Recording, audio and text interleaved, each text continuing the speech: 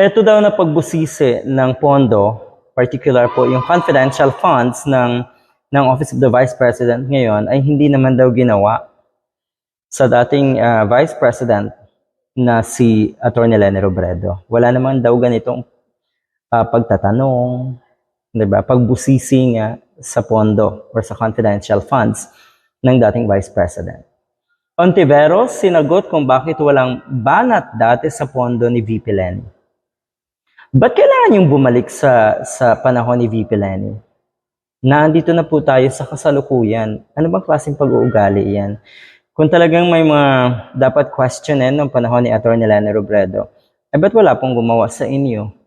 Ay kung tutuusin nga, 'di ba? Kayo yung masusunod madalas. Kayo kuno yung grupong malakas. Yung mga die-hard supporters. Yung mga supporters ni Digong at ngayon nga ay neto si Marcos Jr. Ba't kayo walang ginawa?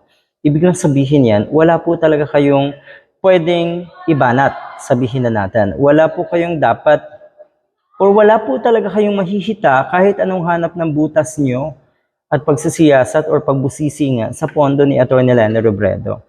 Pero ang nakakatawa dyan, totoo na walang ganitong banat dahil una, wala namang confidential funds si Atty. Leni Robredo. Walang bumanat sa confidential funds ni dating VP Leni dahil wala siyang confidential funds. Okay, hindi niya kinailangan, hindi siya humingi ng confidential funds dahil sa tingin ko, kahit humingi ng konti si Atty. Leni Robredo dahil ang mga nakaraang bago siya, yung mga nauna pa sa kanya na Vice President, yung mga yan may mga confidential funds din, pero maliliit nga lang. Pero sa tingin ko, kahit nga request, halimbawa si Atty. Leni ng confidential funds, sigurado mahihirapan. Okay, nahirapan ba siya dahil wala or maliit ang pondo? Hindi po.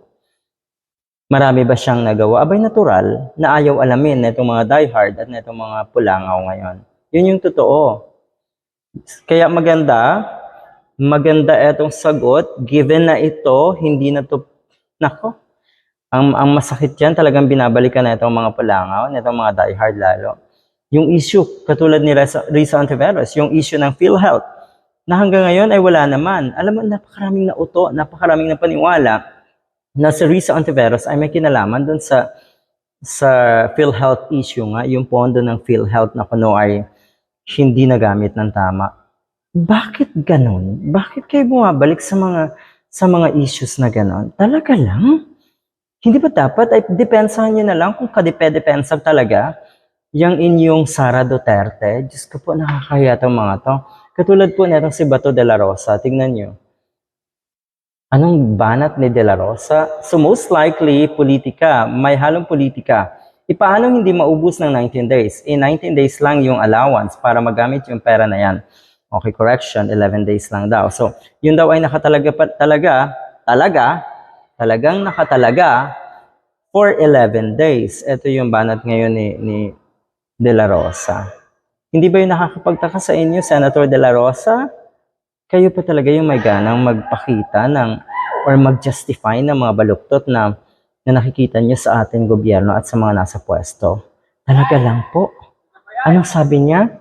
Nung si Vice President Leni Robredo nakaupo sa Office of the Vice President, tahimik naman itong oposisyon. Ay, ba't hindi kayo nag-ingay?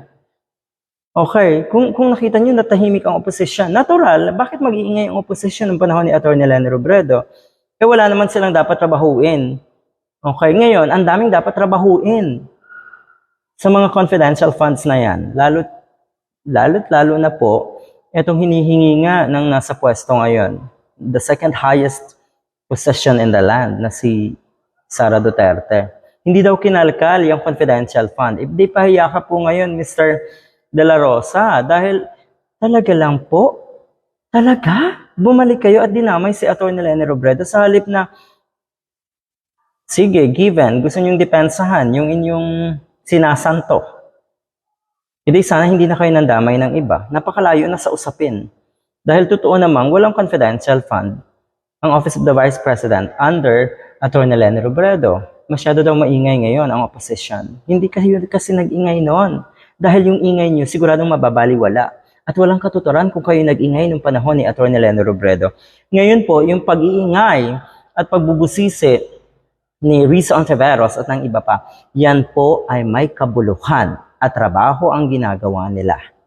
Okay, at hindi lang oposisyon, pati na rin daw yung mga pupwedeng magiging apektado sa pagtakbo ni Vice Mayor Inday Sara bilang Pangulo sa coming elections na sa darating daw na elections.